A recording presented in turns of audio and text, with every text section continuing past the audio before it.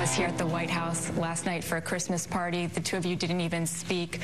What's it going to take to get the two of you in a room to hash this out? Well, Speaker Boehner and I speak frequently. I don't think that the issue right now has to do with sitting in a room. The issue right now that's relevant is the acknowledgement that if we're going to raise revenues that are sufficient to balance with the very tough cuts that we've already made and the further reforms and entitlements that I'm prepared to make, that we're going to have to see the rates on the top 2% go up.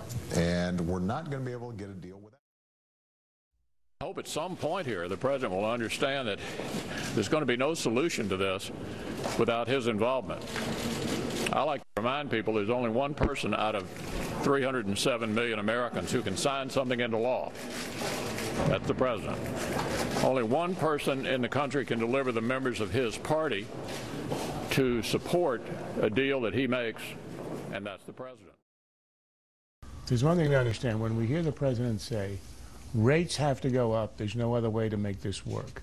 This is a purely political statement, has nothing to do with economics.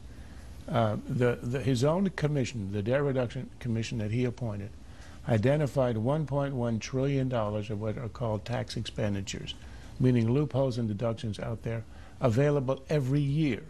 So over a decade, that's $11 trillion of available revenues without raising rates.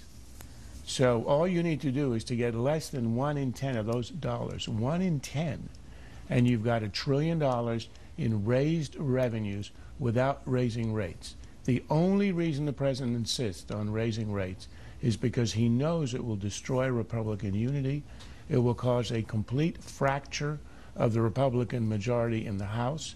It will hand him a Congress that he can then manipulate for the next 2 years at least, because the Republicans will be neutered. This is entirely a political action, a way to get a surrender from the Republicans.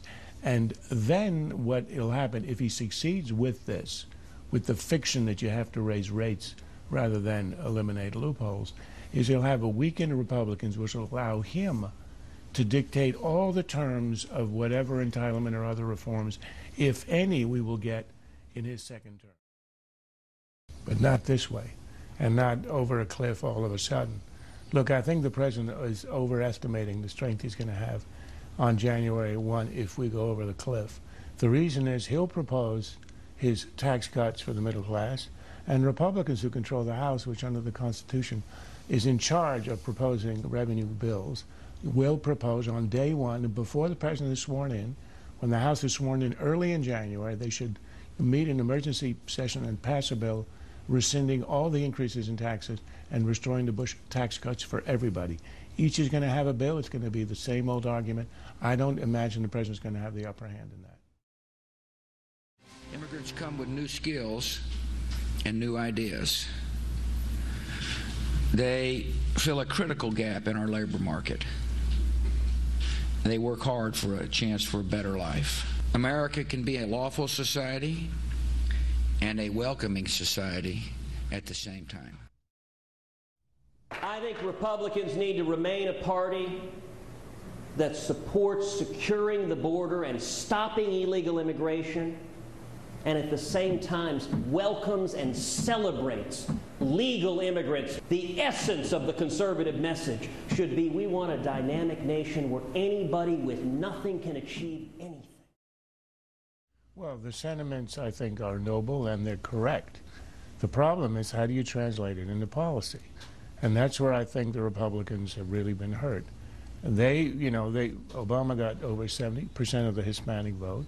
The Hispanics should be a natural constituency. Any immigrant community should be a natural constituency of the Conservative Party, and it's not.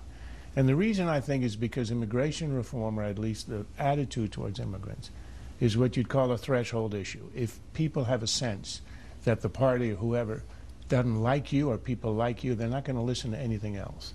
So that, I think, is the challenge. That doesn't mean they have to embrace amnesty overnight.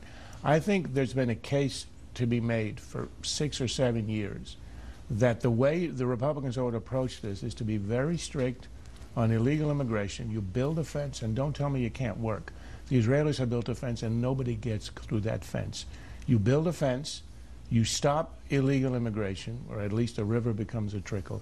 And then generosity of the American people, I think, will say, if this is the last cohort of illegals in the country, the 12 million here, let's legalize them, give them amnesty, not citizenship, take away the shadow. I think Americans will accept that. The only reason they reject it is because they assume if you legalize the cohort here today, we're going to have a new cohort of 10 million here in a decade.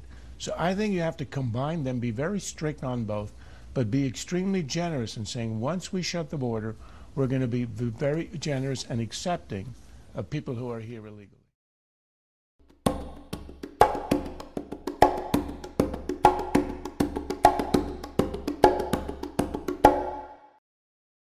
This has been a Sunfish production.